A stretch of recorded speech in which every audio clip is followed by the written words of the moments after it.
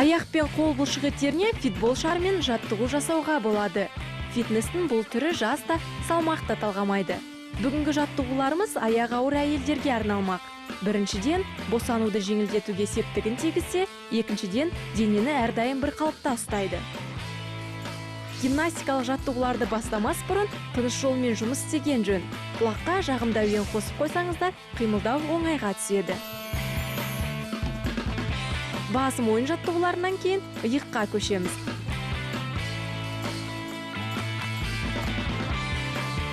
Әр жаттығуға 2-3 минут арнаса жетіп жатыр.